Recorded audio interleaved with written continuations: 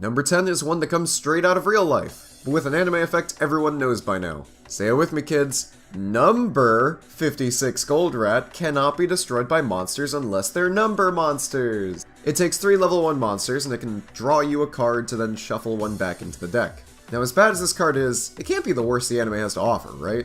Well, aside from the other 9 cards being worse, what puts Goldrat on the list is that the dude who played it, an unnamed thug in episode 13 of Zexal, gets this card ripped away from him along with his soul by Kite.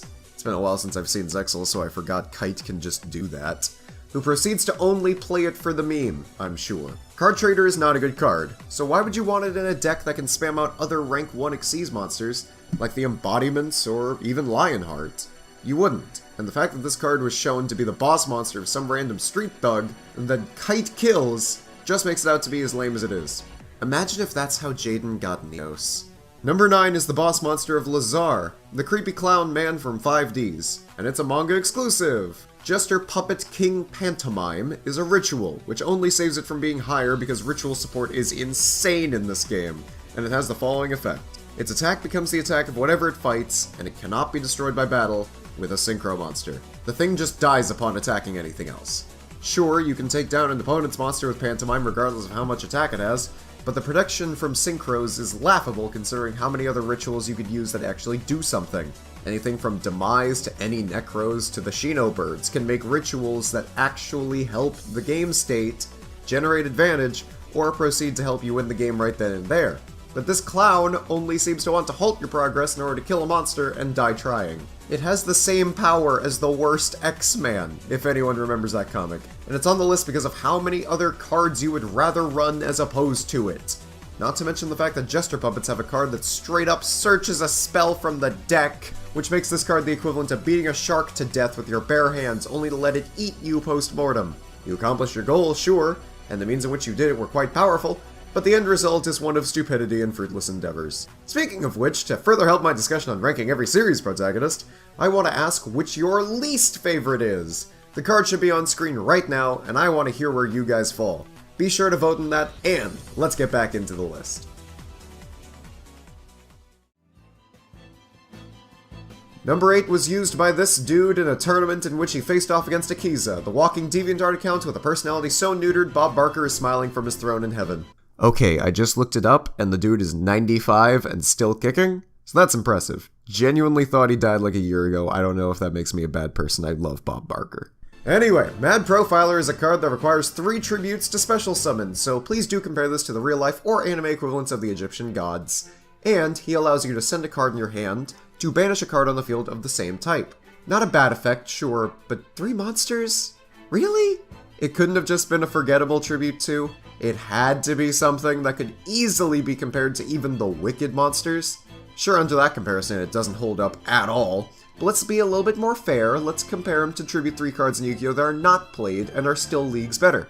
Moisture Creature, if you tribute 3, is a Harpy's Feather Duster, Guilford the Lightning is a Raigeki, and Barbaros is both. Not to mention Barbaros is amazing with Skill Drain and similar cards. Another thing these monsters have over Mad Profiler is that they can all just be tribute summoned normally with 2 monsters, just in case you're unable to meet their effect requirement. Barbaros can be summoned with no tributes and it's a beat stick. So what can Mad Profiler do?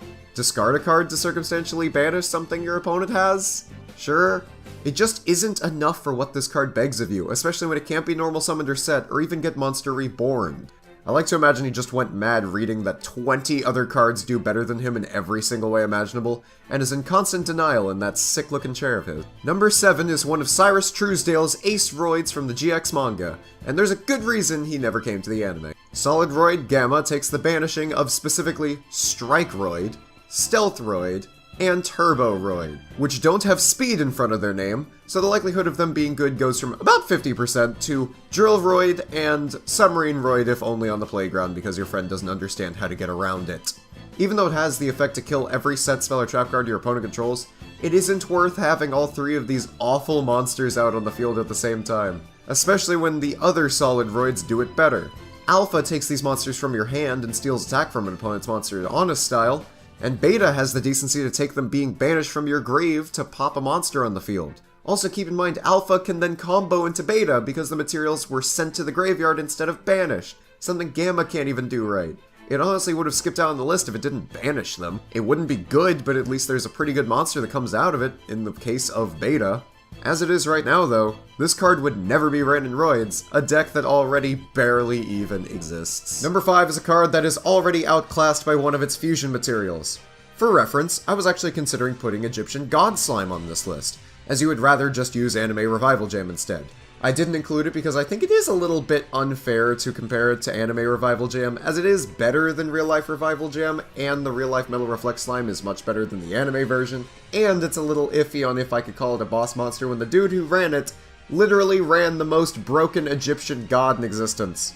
Why I don't feel bad about putting Tyrant Burst Dragon on the list, however, is because it was used with one of Kaiba's Blue Eyes White Dragons.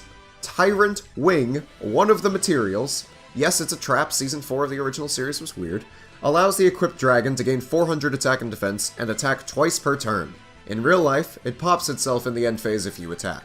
So with all that in mind, Tyrant Burst Dragon is smaller than a Blue Eyes, and proceeds to banish itself to allow a dragon on your side of the field to gain 400 attack and defense, and attack every monster your opponent controls. Just use the trap and not use the Fangacridius and fusion summon this thing. It's literally as simple as choosing to not, and it's much better that way. Sure, it's a beat stick, but let's consider that Blue Eyes exists and forget that part of the card, as it's not what you would use it for. If it is, this is not the card you want to use. The card is just about as good as a trap no one uses, so there's not much else to say. This is the part where I make a joke about his name, his Tyrant Burst Dragon, and Bubble Bursting, something like that, and then you roll your eyes. Number 4 is a quickie. Remember Johnny Steps? Remember Musician King? Remember Metal Morph? Well, Heavy Metal King is Musician King with Metal Morph being tributed for a card that has the stats of Musician King with the effect of Metal Morph. Refer to the last entry on why this is bad, but know that there is no upgrade on the effect, however small it may be with Tyrant Burst Dragon. Nothing else to say, card's bad and the dude who played it's a creep! Moving on! Number 3 is the one you guys knew was coming up and is probably featured in the thumbnail. Gate Guardian is a confusing mess of effects, so let's break it down. You have to tribute Suijin, Kazejin, and Sangha of the Thunder to summon him, which is already a lot of work since they're all level 7 tribute monsters. It can attack 3 times, and each time it does, it takes on the attack of one of the 3 monsters used to summon it, being Suijin, Kazejin, Sangha, but it can only pick 1 per battle phase. So if you were to attack 3 times in a battle phase and you choose Sangha of the Thunder's attack, you will have Sangha of the Thunder's attack for each and every battle in that battle phase. During each battle phase, including your own if you care, you can negate an attack of a monster with less attack than Gate Guardian, and if it would be destroyed, it simply isn't 3 times, once for each material used to summon it. The monsters are like Xyz materials on Anime Gate Guardian. That should be a good way of looking. So why is it bad if it has protection like that? Well, it's considerably weaker than the sum of its parts, and its parts aren't even that good.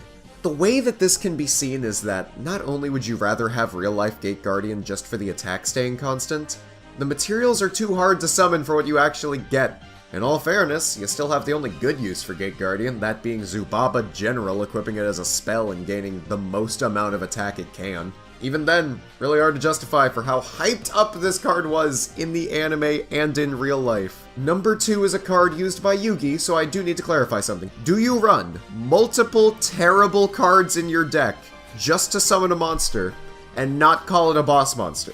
I know Gem Knight's Seraphinite is not a boss monster, but imagine if it said, send 5 garnets of different names from your deck to the graveyard. I would say that qualifies. So Royal Straight Slasher is barely qualified to be on the list, but makes up for it in just how insane it is. You need a specific spell to summon him, 3 specific monsters on the field, nothing we haven't seen before, but the new quality comes in with its effect. You have to send 5 monsters of different levels between 1 and 5 to kill every card on the opponent's side of the field. What in the hell can you do with cards of such varying levels? I figured that maybe I was just missing something, proceeded to make a couple decks, and I am telling you right now, it does not work with Synchrons, it does not work with Lightsworn, and it does not work with Lavels, just because this card requires you to build your deck around it to even make it onto the field, because Lavels really want to play Queen's Knight, King's Knight, and Jack's Knight, where Jack's Knight is still level 5 because we're playing with the real-life version. When this card does hit the field, you have to send 5 worthless cards from your deck to the graveyard to do anything with it. Sure, it nukes the board, but if a card can nuke the board and doesn't do it because the deck is always terrible and not suited for it, does it really nuke the board? This card asks way too much of you. It proposes on the first date. It wants to meet your parents after 5 minutes of talking. It waits outside your house to make sure you get to sleep, and you've only seen him at the donut shop once in the early hours of the morning. Number 1, it's about time we take all the tension out of it, I guess. It's Candelato, the Beast of Light. Candelato, the Beast of Light is so bad, it made it onto my worst monsters ever list. Not just boss monsters, worst monsters in general. Everything I could say here is said in that video, so to be brief, it's a beat stick that has anti-synergy with itself. It is a sad reproduction of Slifer the Sky Dragon, without any protection or cool things or the second mouth. Even though it has 2 mouths, it doesn't do second mouth pew-pew things. And you can't draw during your draw phase! I shouldn't have to say that! I shouldn't have to, like, justify why not drawing is terrible. So, I mean, everything I could say here is already said in that video in better detail, and I don't want to risk repeating myself, just because that would be a little boring. So go ahead and watch that if you really don't know why not drawing cards is terrible. Seriously, love that video. Needs more attention anyway.